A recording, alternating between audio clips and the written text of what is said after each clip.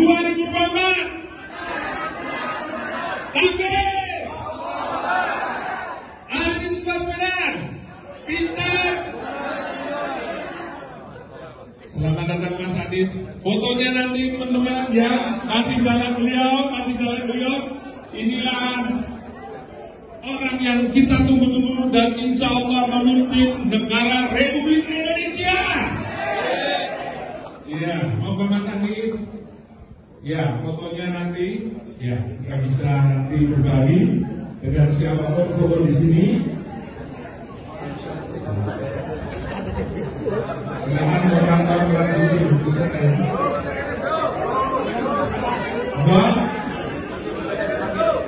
Kita sambut teman-teman yang paling mulia dulu.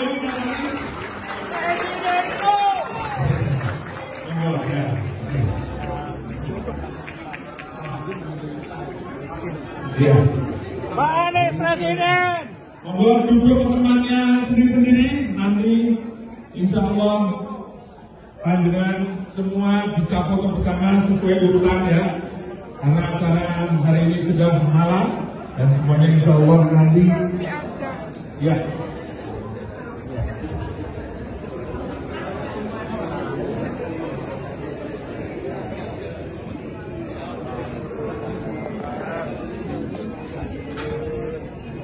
Baik, monggo Mas Anies sudah didampingi Pak Lukman, mari silakan Pak Lukman lihat.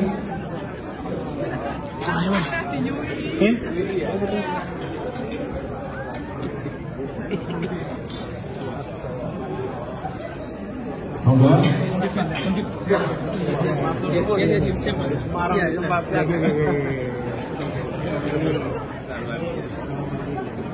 Yang lain silakan duduk kembali. Monggo biar cepat, silakan duduk kembali. Foto-fotonya nanti silakan duduk kembali. Dan ini dalam Mas Anies Baswedan memberikan pengarahan apapun Mas Anies. Monggo Mas, seperti itu Mas.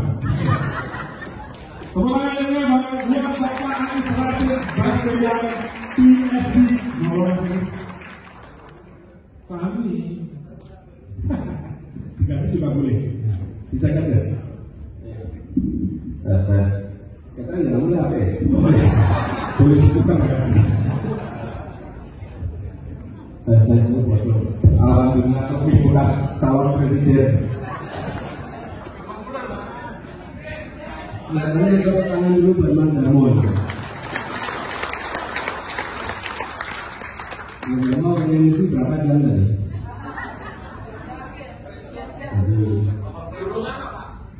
Golongan ya. Biar dapat tambahan ya. Assalamualaikum warahmatullahi wabarakatuh. Alhamdulillahirrahmanirrahim. Wassalatu wassalamu ala asyrofil anbiya'i wal mursalin sayyidina wa habibina maulana Muhammadin wa alihi wa sahbihi ajmain. Amma ba'du. Yang saya hormati rekan-rekan teman-teman semua para pejuang yang ingin membuat perubahan untuk Republik Indonesia tercinta. Alhamdulillah pada malam hari ini kita bersyukur bisa sama-sama berjumpa, bisa berkahwin dan mohon maaf sampai akhirnya sebenarnya terlambat. Memang itulah tantangannya kalau seperti naik kereta dulu Pak. Kalau stasiun pertama terlambat, stasiun kedua terlambat, stasiun ketiga lebih terlambat lagi. Apalagi nanti stasiun yang paling lambat. Nah kalau tidak lagi pertemuan terakhir. Jadi mohon maaf sekali, mudah-mudahan menunggunya dibalas pahala. Terima kasih. Ini tadi saya lihat ada begitu banyak yang berkumpul dan ini semua kita yang berhasil rasanya kita ingin berubah. Banyak tantangan kita. Saya tentu tidak akan membahas apa yang harus dikerjakan secara detail. Saya rasa teman-teman semua, Bapak Ibu semuanya sudah lebih tahu. Kalau saya menceritakan nanti seperti menggarami air laut, punyai bayi segoro, itu tidak bisa. Yang kumpul di sini semuanya berjuang. Tapi saya ingin barangkali sampaikan sedikit. Pertama, terima kasih telah memilih ikut berjuang. Dan ini bukan soal mendukung satu orang dua orang. Ini bukan soal mendukung Anies. Saya pun berada di tempat ini bukan saya mengikhtiarkan diri di tempat ini. Ini perlu saya garis bawahi sekali. Lain kalau saya itu mengusahakan lewat A, B, C, D, tidak. Karena kita kerja bersama. Kebetulan saya bagian pegang mikrofon di depan. Tapi ini adalah sebuah perhelatan yang kita atur sama-sama, kita perjuangkan sama-sama. Saya bisa bicara begini dan terdengar sampai ujung belakang. Itu bukan karena saya hebat, tapi karena ada pengelola sound system yang bagus. Ya. Itu kalau sama beliau sound systemnya off dan selesai. Ya. Dan ini terjadi karena ada orang yang menyiapkan kursi menata kursinya, menata mejanya, menyiapkan piringnya, menyiapkan itu semua jadilah sebuah perhelatan seperti ini. Perubahan yang akan kita lakukan di Indonesia kira-kira seperti ini. Banyak orang yang bekerja tidak pernah terlihat. Bapak Ibu semua tidak melihat siapa yang masang meja, siapa yang masang kursi, siapa yang masang piring, tidak ada yang lihat. Tapi kita menyaksikan hasilnya. Bapak Ibu semua ada yang ketika kerja terlihat, tapi mayoritas kerja tidak terlihat. Kita menginginkan perubahan dengan kerja bersama-sama yang kolaboratif. Jadi di dalam ikhtiar ini saya kebetulan bagian pegang mikrofon, jadi terlihat. Yang pegang sound system tidak pernah terlihat. Padahal dia lebih powerful daripada saya. Masih terlihat pada saya. Ini gerakan relawan yang sedang tumbuh itu bukan gerakan untuk menempatkan seseorang di posisi ini. Tidak. Kita sedang sama-sama membawa misi. Kalau boleh saya rumuskan dalam satu kalimat, misinya adalah menghadirkan keadilan sosial bagi seluruh rakyat Indonesia. Keadilan itu artinya dalam aspek hukum yang adil, dalam aspek ekonomi yang adil, dalam aspek politik yang adil. Sempurna tentu tidak, tapi kita bawa misi. Karena itu saya garis bawahi beda mengejar target menang dengan membawa misi. Kalau mengejar target menang itu begitu menang selesai, itu mengejar target. Kalau membawa misi sebaliknya, begitu kita berhasil maka misi itu harus dilaksanakan. Karena itu kalau misi itu beban sebagai sebuah amanah. Nah kita bawa misi bukan hanya sekedar mau mendapatkan satu dua tempat, bukan. Itu bedanya kompetisi dalam proses politik ini dengan pertandingan sepak bola. Pertandingan itu kalau menang selesai, kalau kita justru tidak, justru disitulah mulainya untuk bekerja. Jadi ibu bapak sekalian yang saya hormati, apa yang sedang kita ikhtiarkan ini adalah sebuah ikhtiar perubahan yang mudah-mudahan bisa mendasar. Tapi untuk itu bisa terjadi, kita harus kerja all out. Kenapa? Karena ada di seberang sana yang tidak ingin ada perubahan. Ingin adanya seperti yang ada sekarang. Sementara kita tahu tidak mungkin. Tapi juga tidak mungkin hanya perubahan. Pasti ada hal yang harus berlanjut, ada hal yang berubah. Tidak mungkin hanya perubahan saja. Tidak mungkin hanya keberlanjutan. Pasti ada kombinasi, tapi satu kalimat itu pegangan. Ketika kami bertugas di Jakarta, terus sekalian satu kata ini jadi pegangan untuk berbagai kebijakan.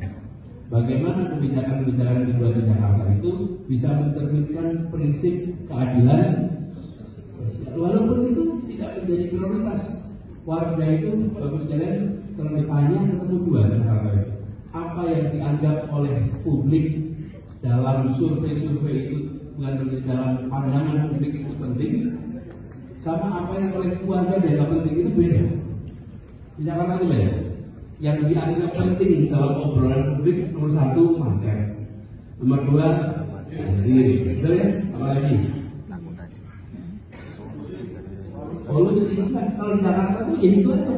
Yang coba tanya keluarga, yang penting apa? Semuanya masih jawab kebutuhan pokok terjangkau.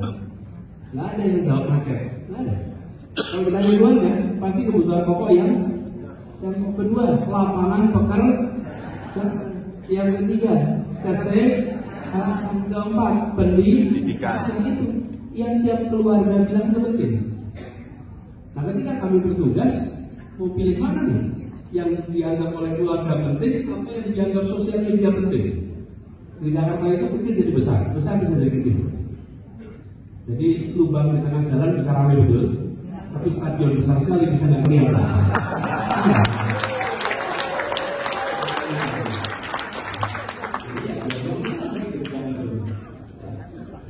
Ini baru ketika kami berdua, kami coba lihat apa hal yang mendasar.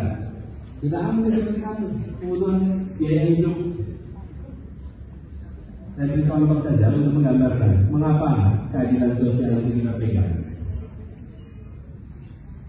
Kenapa keadilan sosial itu kita pegang? Karena di Jakarta ini ketimpangannya ekstrim. Di kota Jakarta yang paling kayanya Indonesia ada, paling miskinnya Indonesia begitu lengkap itu. Paling kirinya ada, paling kanannya lengkap semuanya ada. Dan kalau lihat jenjang ketimpangan luar biasa, apalagi datang ke kampung-kampung, banyak sekali rumah-rumah di kampung-kampung itu yang berada di tanah yang berstatus milik negara. Dan kalau sudah tanahnya negara, begitu sulit dan semangat itu. Kita tuh ketemu banyak sekali tanah milik negara ini contoh saya, warga repotan sekali. Kita membuat kemarin itu terobosan, saya cerita sedikit soal terobosan ini. Warga di kampung-kampung yang padat, tanahnya milik pemerintah, milik negara lah pemerintah. Biasanya milik BUMN. Tapi saya itu berbatin, ini BUMN itu beli dari siapa ya? Beli dari siapa BUMN? Bukan BUMN, bukan beli dari siapa. Kalau di Jakarta, tanah warisan dari perusahaan milik kolonial yang lewat nasionalisasi diubah menjadi tanah milik PU. Dan itu perusahaan Belanda beli dari siapa? Tidak beli, tinggal garis aja kan? Sini mengaku itu madu, ini gitu. Nggak ada itu bagian beli apa. Nah terus kita merdeka gimana bisa bertahan di situ? Tapi udah soal administrasi soal ini. Apa yang kita lakukan? Kalau kita diamkan ini, itu tidak ada di dalam prioritas yang saya disebut. Yang kata masyarakat banjir, tidak ada masuk. Ini rombongan paling bawah di Jakarta. Kami buat satu pendekatan yang agak beda. Pertama di Indonesia memberikan IMB kolektif, 1 RT 1 IMB di tanah-tanah yang tanahnya milik negara, rumahnya milik warga. Kan lagi bangun tuh sekarang dulu, dikasih IMB, tapi IMB-nya kolektif, 1 RT 1 IMB. Begitu yang mereka punya IMB akan terjadi. Listrik bisa masuk, PAM bisa masuk, mereka bisa dapat izin usaha, mereka bisa dapat kredit bank, sehingga mereka bisa maju usahanya, mereka bisa hidup layak, walaupun tanahnya masih berstatus sengketa. Berubah. Nah, apakah ini sesuai ketentuan? Ketentuannya nggak ada. Nah, justru karena nggak ada ketentuan, kita bisa membuat namanya IMB kolektif, karena yang ketentuan tidak boleh itu kalau IMB per rumah, nggak boleh. Sisi lain tanpa IMB mereka memberikan, ambil jalan keluar, ambil jalan tengah. Dan itu kampung-kampung yang selalu tersingkirkan. Dan kelompok ini juga, saya mulai bertugas 2017, itu 27% penduduk Jakarta, itu artinya 2,7 juta orang, 2,8 juta orang tidak punya jaminan kesehatan. Kalau di Jakarta ini kalau sakit, datang ke rumah sakit dan tidak punya biaya jaminan, apa yang terjadi? Udah ke rumah sakit malah jadi miskin, bukan jadi sembuh. Kan tujuan rumah sakit itu untuk tapi kalau tidak punya lalu itu terjadi. Siapa sih 27% itu yang paling bawah dari paling atas? Paling bawah Itu mereka tidak ada di sosmed, tidak ada, saya ada percakapan soal jaminan kesehatan bagi 20 juta tidak ada. Tapi karena prinsip kita adalah keadilan sosial, maka terjadi uang apa di sana. Kita mengeluarkan uang 1,4 triliun untuk membiayai jaminan kesehatan bagi seluruh warga di Jakarta. Tambahan 1,4 triliun. Supaya 2,7 juta orang itu semuanya punya jaminan. Begitu mereka punya jaminan, tenang. Ini loh sekalian, hal kecil yang saya ingin ceritakan bahwa apa yang sudah dikerjakan kemarin di Jakarta kita ikhtiarkan keadilan sosial. Nah inilah yang mau kita bawa juga ke depan. Saya ini hampir ke Solo Pos. Saya ditanya Pak Anies apa visinya? Saya bilang kalau visi itu bisa ngalah. Dan pernah ada orang yang nalar visi hebat sekali. Lalu semuanya percaya. Ini namanya juga visi. Visi itu kan masa depan, loh. Masa depan. Loh kalau visinya masa depan, yang menceritakan tentang masa depan ini tidak perlu membawa bukti, ya? Yang tidak setuju juga tidak punya bukti untuk membatalkannya. Sama-sama imajinasi, Bapak Ibu. Sama-sama hayalkan ini. Bapak, apa ya? Ke depan saya akan A, akan B, akan C, akan D. Yang janji tidak bawa bukti, yang tidak percaya juga tidak bisa membuktikan. Jadi saya bilang tawaran kami bukan visi. Tentu harus mengatakan visinya apa, tapi tawaran utamanya adalah rekam jejak apa yang sudah dikerjakan itu menjadi usaha. Jadi tawarannya tidak ada imajinasi, tawarannya apa yang sudah tawaran jejak itu fakta. Kalau visi itu sesuatu yang mau dikerjakan di masa depan. Dan kita kebanyakan hanya visi-visinya apa? Hanya dongeng. Terus kita semua cocok di komuni. Gitu. Betul ya? Cocok ini. Sama, Bapak Ibu. Kalau Bapak Ibu mau merekrut pegawai ini. Misalnya merekrut dari jarak aman gitu. Ayo, apakah Bapak akan bertahan atau jaga keamanan atau tidak itu? Saya tidak akan tidur. Saya akan melek sepanjang malam. Oke? Bapak sudah pas dengar itu masih dijaga. Bisa ada ya? Yang orang juga yang ngasih jawaban seenaknya itu sepuasnya ya mendengarkan. Bapak nanti kalau sampai ngantuk, saya tidak akan ngantuk. Saya akan melek sepanjang malam. Dia tidak perlu bawa bukti, panjenengan juga tidak bisa membantu. Betul ya? Tapi tanya ini, sudah pernah jaga malam berapa kali? Anda sudah bekerja sebagai penjaga malam berapa tahun? Oh belum pernah, ya sudah, jangan diharapkan dia bisa bertahan malam. Betul? Tapi kalau dia bilang ini, saya sudah 4 tahun jaga malam di perusahaan sana. Saya 11 tahun jaga malam di tempat itu. Langsung bilang ini dipercaya. 11 tahun bekerja jaga malam, berarti dia sanggup untuk melek. Rekam jejak itulah yang kita tawarkan.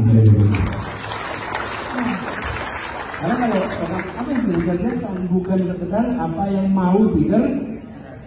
Kalau mau dikerjakan bisa ngarang semua.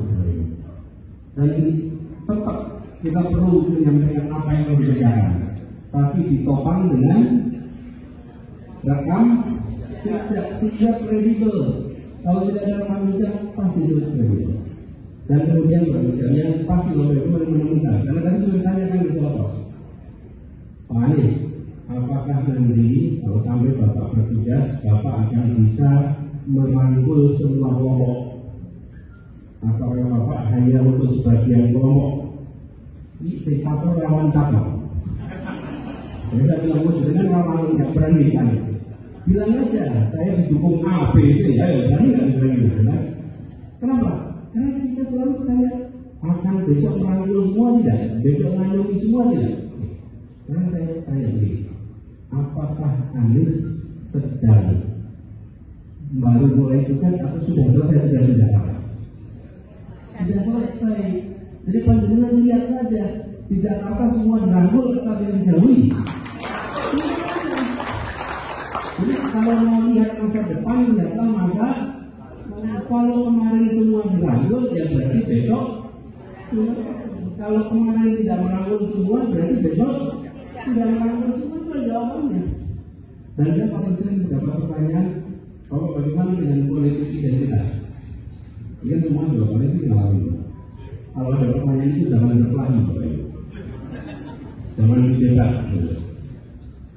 Karena kalau banyak, Anies itu ekstrim, Anies itu radikal, Anies itu tidak bersahabat dengan minoritas. Kalau ada yang bilang begitu, jawab, boleh dijawab, tapi jawab ini. Karena kamu memang iya ya? Iya, karena memang iya ya? Kenapa?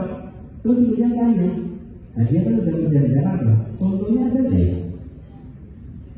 Nah ketika ditanya contohnya, dia mereka yang memikirkan contohnya apa. Dan pasti tidak akan ketemu contohnya. Daripada kita yang berantem enggak malah jadi apa yang belum jadi contoh. Kewajiban yang menyediakan bukti itu ada pada penuduh, tidak pernah pada yang tertuduh. Nah itu, itu ya. Jadi ya, nah dari ini semua sampaikan apa yang saya telusur, sampaikan apa yang dikerjakan di Jakarta sebagai bahan. Insya Allah sempurna tidak? Tidak ada yang sempurna. Tidak ada. Kami banyak kurangnya, kami banyak khilafnya, tapi insya Allah yang terbaik sudah diberikan. Dan rekam jejaknya ada. Jadi kami berharap nanti ke depan dalam ikhtiar perubahan ini kita membawa apa yang sudah dikerjakan sebagai bahan. Dan untuk semuanya, jadi kalau menurut teman-teman sini ada 13 kelompok relawan. Tolong satu sama lain jangan melihat sebagai kompetitor, ya. Tapi lihat satu sama lain sebagai saudara seperjuangan. Dan juga sebaiknya jangan nyimpen jaket terlalu banyak. Ya, kalau kita punya rompi yang A, jangan ikut rompi yang B, jangan ikut rompi yang C. Ya, saya pernah tuh. Ini kejadian itu. Nah itu. Saya ngalamin satu ketika datang kejadian relawan datang berapa kali gitu. Terus ada orang yang jadi tiket dan 4 kali datangnya dalam berapa hari. Rupanya belum ada ganti seragam. Nah ini berbeda. Lebih baik ambil satu aktif jenis daripada tempatnya banyak tapi tidak jenis. Lalu satu sama lain berjalan kalau satu topang. Tentu saja masing-masing punya apa yang menjadi kelebihan, apa yang menjadi kekurangan biar bisa saling mengisi. Nah harapannya tentu saja nanti di dalam perjuangan ini nantinya bisa saling berbagi pengalaman, saling berbagi informasi dan titik pada semuanya mulai menyusun sampai yang disampaikan oleh Mas Sultan tadi. Jangan hanya bicara di tingkat pengurusnya terus, tapi harus ada sampai ke garis depan. Garis depannya apa?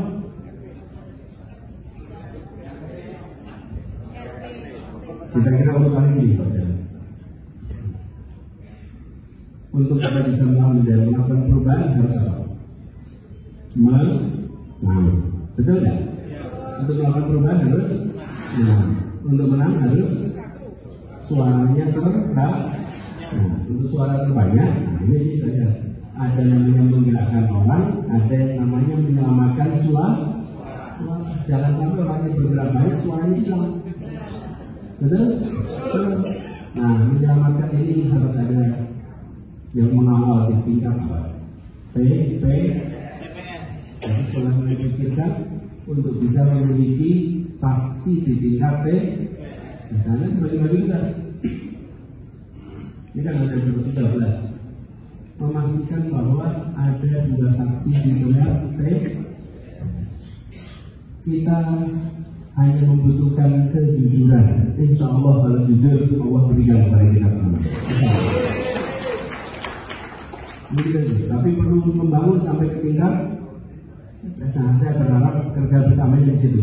KPI-nya adalah 2 orang per dengan nanti Dewan Pers, nanti ada koordinator, nah itu nanti bisa bersama-sama. Nah nanti pengaturannya dan lain-lain tentu dibicarakan bersama sehingga kita nantinya punya waktu yang cukup.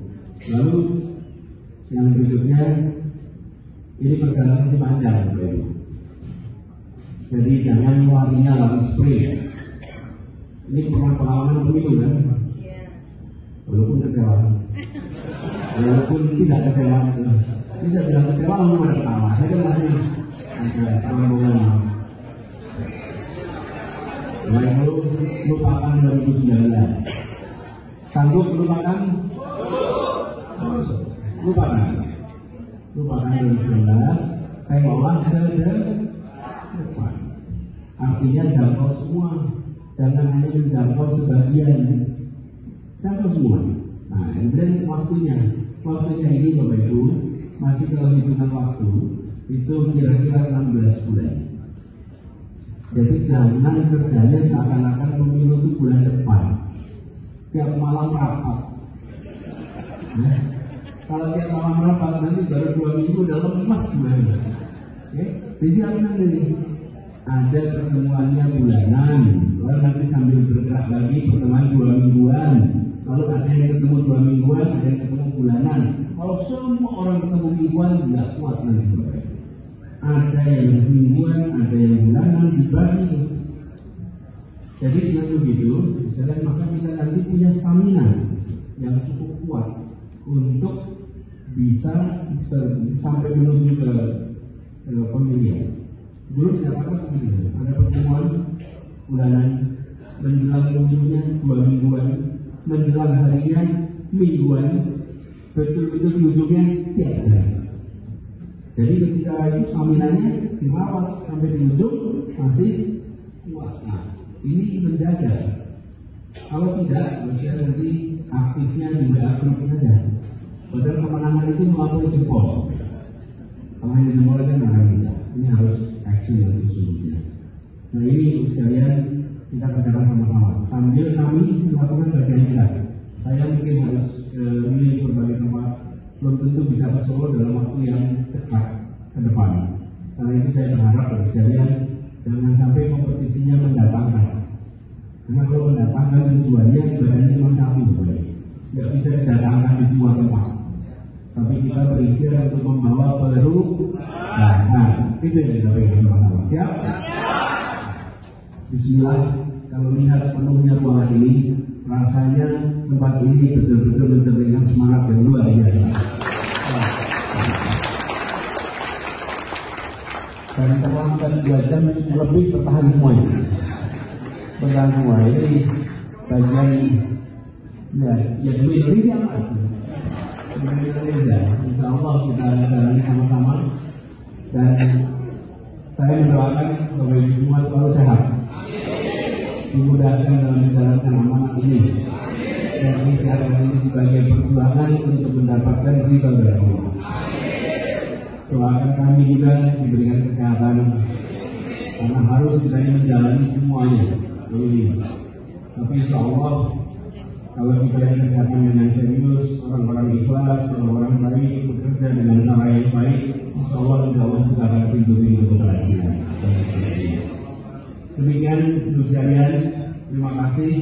Saya kalau sudah sampai di sini juga, saya ingin foto sama semuanya. Boleh ya? Boleh.